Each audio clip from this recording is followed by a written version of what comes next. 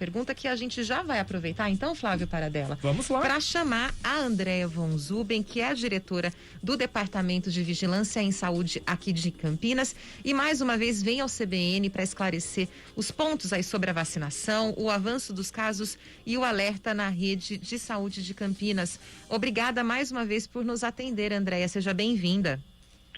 Obrigada a vocês. Bom dia, Lília. Bom dia, Flávio. Bom dia a todos que nos ouvem. Andréia, nós percebemos aí nos últimos dias, né, isso foi inclusive, né, tema da live do prefeito Dário Saad sobre o avanço dos casos aqui na cidade de Campinas. Foi registrado 36% nas últimas 3 semanas. Como é que está a situação hoje, sexta-feira? Já existe aí um novo levantamento desses casos? Então, Lilian, a gente sempre trabalha com a semana fechada, né? Como essa semana ainda não fechou, a gente ainda mantém os 36% que foi falado.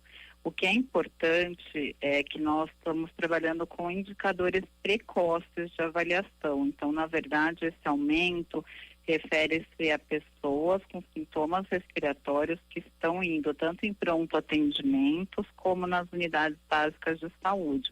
Não é um aumento do número de pessoas em atendimento hospitalar. Mas a gente sabe que quanto mais casos leves e moderados a gente tem, mais gente pode vir a ter caso grave e precisar de atenção hospitalar. Então, é um primeiro alerta para a população que não, de novo, né, vocês falaram um pouco de pessoas que não usam máscara. A gente vê novamente que as pessoas estão com a sensação de que a guerra está ganha, que a pandemia refreou e que vai ficar assim, e na verdade tudo é diretamente proporcional ao comportamento das pessoas. A gente consegue manter a pandemia em níveis adequados se as pessoas mantêm as premissas básicas de distanciamento, uso de máscara e lavagem de mãos. Doutora Andréia von Zuben, muito bom dia. Com esse número, né, que foi trazido pelo prefeito, 36% nessas últimas 3 semanas, a senhora disse ainda não fechou a semana, e esse avanço que a gente consegue perceber de internações, a prefeitura sempre trabalhando ali quase que no limite ou até sem vagas, né? Sobrando uma vaga e sendo para gestante. Muito difícil a situação no âmbito municipal e estadual do SUS e também o crescimento que a gente consegue perceber nos hospitais privados. O pessoal se pergunta, e seria uma pergunta minha, mas também aqui com base no que enviou para a gente a Juliana. Campinas corre o risco de regredir, voltar a fechar comércio, atividades não essenciais. O governo do estado não o fez, mas Campinas, a partir da próxima semana, pode regredir como já fez anteriormente por conta própria? Flávio, a Campinas ou qualquer outro município pode ser mais restritivo que o estado, não pode ser mais liberal. Nós temos aqui na Secretaria de Saúde, junto com o prefeito Dário Saad, um compromisso de preservar vidas. A gente tem falado o tempo todo e todo mundo sabe, isso vem acontecendo no mundo inteiro, que existe uma limitação de número de leitos. E outra coisa que é importante a gente falar, não basta acessar o leito, né? Casos graves que acessam leitos de hospital, UTI ou enfermaria, tendem a ficar graves e muitos têm evolução a óbito, isso no mundo inteiro. Então, as pessoas não podem também ter essa falsa sensação, eu vou me aglomerar e vai ter leito e tudo bem. Não. A única forma da gente ter certeza que não vai ficar grave, não vai ter uma evolução, um desfecho ruim, é não pegando a doença. Então, vou voltar à sua pergunta. A gente vai voltar a fechar? Depende totalmente de como essa curva vai continuar se inclinando.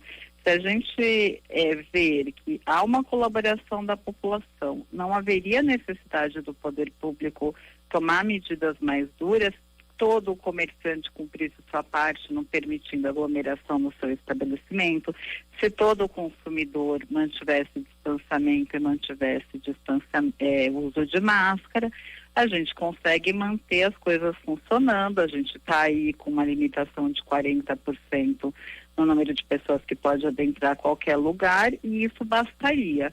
Agora, se a gente estiver vendo que o número está aumentando e não está havendo esse respeito, o poder público tem uma obrigação de trabalhar, sim, fechando novamente as coisas, justamente para coibir, infelizmente, o que não está sendo coibido por vontade de cada um, né? É bem complicado essa matemática aí. A gente está recebendo muitas perguntas aqui pelo Facebook e pelo YouTube da CBN Campinas. Eu vou começar também com uma da Tiara Saragiotto. Ela pergunta o seguinte: por que é que a vigilância tem insistido no fechamento das escolas, já que, segundo ela, diversas pesquisas indicam que escolas abertas não aumentam a curva de contágio? Não, nós não estamos insistindo em fechamento de escolas. As escolas estão abertas, respeitando a mesma porcentagem que está estabelecida. As escolas foram consideradas essenciais agora, por, não sei se decreto, por alguma legislação, e assim se mantém. Então, isso não procede. E, doutora, muita gente realmente aqui, eu vou aqui ler algumas mensagens do WhatsApp, e essa abertura, até aproveitando essas mensagens tantas enviadas aqui, essa abertura para novas faixas etárias, novos grupos que podem ser vacinados. Te tem então agora 18 anos para cima com comorbidades, são 5 comorbidades, né, de 18 até 34, aí de 35 anos, a partir de 35 anos são aí as pessoas com todas aquelas comorbidades elencadas pelo Ministério da Saúde. Primeira pergunta é minha: há vacina para todo esse contingente de pessoas? E aí eu vou com outras questões aqui, como mandou pra gente a Ana Elisa. Ela disse o seguinte: os profissionais dos postos de vacinação muitas vezes não falam a mesma língua com relação às orientações na hora de conferir a documentação. Uns pedem receita, outros não. Dizem que só a declaração do médico serve. Com relação a comprovar o endereço, presenciei uma servidora dizendo que a certidão de casamento não servia para comprovar o endereço. Era necessário apresentar um comprovante com o próprio nome. E para quem mora em Campinas, mas não tem comprovante algum? A gente está pegando pessoas agora de 18 anos, por exemplo. Podem não ter esse comprovante de endereço no próprio nome. O que deve fazer? Bom, vamos lá. Sua pergunta: vai ter vacina para todo mundo? Nós só abrimos o número de vagas condizente com o número de doses que a gente tem em estoque. Então, não vai faltar. O que pode acontecer é eu demorar um pouco mais, né, para me cadastrar ali. No momento que eu vá me cadastrar, já não tem mais vaga, mas numa outra abertura de vagas você vai acabar conseguindo. Então, a gente vem ampliando grupos. Esses grupos agora, maiores de 18 anos, foi uma conversa aqui que a gente teve na secretaria, o próprio secretário de saúde, e a gente olhou as comorbidades que ainda estão mais matando, né? Que mais pessoas evoluem a óbito quando elas são comórbidas e têm Covid, e fizemos essa escolha por essas 5 patologias. Então, vai ter vacina de acordo com a abertura de vagas, é sempre igual, a abertura de vagas é igualzinho ao número de doses que a gente tem. Então, tranquilo, pode não conseguir agora, pode ser daqui a 2 semanas, 3 semanas, mas vai ter. A outra pergunta é muito fácil resolver isso. Todas as normas dos documentos que a gente exige, de todos os parâmetros, estão no site www.vacina.campinas.sp.gov.br. Cheguei no centro de imunização. Algum funcionário eventualmente que esteja falando algo que a pessoa não concorda, vamos abrir o site juntos, que ali vai ter o que está sendo exigido. Então, não tem por que a gente ter dúvidas. Ali juntos a gente vai olhar. Sempre existe um coordenador do centro de imunização, cada um tem o seu. Na dúvida, chamar e pode ficar à vontade para questionar. Sobre comprovante de endereço, a gente pediu muito para que fosse no nome da pessoa, justamente porque muita gente estava burlando, dizendo que morava aqui, dando endereço de qualquer outra pessoa, mas é óbvio que a gente sabe que pessoas maiores de 18 aí, adolescentes, não vão ter no próprio nome, vão ter do pai, da mãe, e aí a asta mostra isso junto com a identidade. E no caso de cônjuge, se aconteceu isso, foi um erro. Então, obviamente, se a pessoa não tem nada em nome dela, mas tem a certidão de casamento, mostrando que ela é casada, e mais o comprovante de endereço no nome do marido ou da esposa, vale sim. Temos mais perguntas aqui chegando, Andréia. A Márcia Ferrari, ela pergunta, e é um dado importante que, de fato, talvez você tenha, sobre a cobertura vacinal e a faixa etária de vacinação dos professores, que são uma categoria muito importante. E, de fato, realmente é uma categoria muito importante, diz ela, que os professores ajudam muito a manter as crianças na escola. Bom, sobre professores, eu acho que é um esclarecimento muito importante da gente fazer, porque muita gente questiona o município porque nós fizemos vacina só para professores acima dos 47 anos. Porque no caso de professores, o município foi um simples executor da vacinação, não tomou nenhuma decisão, tinha que ter um QR Code que a pessoa obtinha pelo Estado, e era assim que a gente tinha que fazer. Então, na verdade, nós só aplicamos a vacina. A decisão de ser acima de 47 foi do Estado, não foi nossa, e nós estamos esperando que venham mais doses para outras faixas etárias para a gente atingir o maior número de professores, mas nós não temos vacina e não temos autonomia de mudança quanto a isso. E duas perguntas aqui relacionadas também a essa abertura para os cuidadores de idosos com mais de 18 anos, né? O nosso ouvinte aqui, ele manda um recado e faz a seguinte pergunta ao João Roberto de Andrade. O cuidador de idosos que mora em outra cidade, ele pode se vacinar aqui em Campinas? Ele cuida um idoso aqui em Campinas, mas ele tem que fazer, né? Vem, por exemplo, de Sumaré para Campinas, ele pode tomar essa vacina aqui? E outra pergunta também com relação a isso, enviada pelo nosso ouvinte aqui pelo WhatsApp da CBN Campinas, é o Carlos. Ele disse: meu pai tem 81 anos, é viúvo e mora sozinho. Eu faço comida dele e levo todos os dias na casa dele. Nesse caso, ele tem direito à vacina como cuidador? Vamos lá, duas boas perguntas. Primeira coisa, gente, todo mundo pode se entender como um cuidador de idoso e fazer essa pergunta que esse ouvinte fez. Mas é profissão cuidador de idoso, o que nós estamos considerando. Então, na verdade, tem que ter o vínculo empregatício. Ou na carteira de trabalho está escrito que é cuidador de idoso, ou tem lá os pré-requisitos no site. Um cuidador informal do pai, da mãe, da tia, não é considerado. Nós estamos trabalhando com profissionais de saúde ou trabalhadores de saúde, é o caso do cuidador de idoso. Então, não é o cuidador de idoso aquele da casa. Infelizmente, não dá para fazer isso. Sobre a outra pergunta, desculpa, eu esqueci. Se o cuidador de idoso cuida de um idoso aqui em Campinas, mas mora em uma outra cidade. Ah, tá. Sim, Flávio.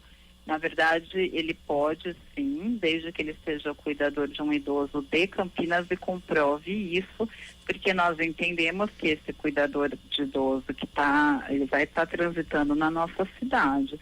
Então pode, mas ele tem que comprovar que é cuidador de idoso de um idoso que realmente mora em Campinas. Uma outra pergunta que é interessante é do Marcos Onofre de Souza. Recebi uma mensagem nas redes de que 2 professoras da rede municipal faleceram com Covid e que a escola Vicente Hall ficou fechada.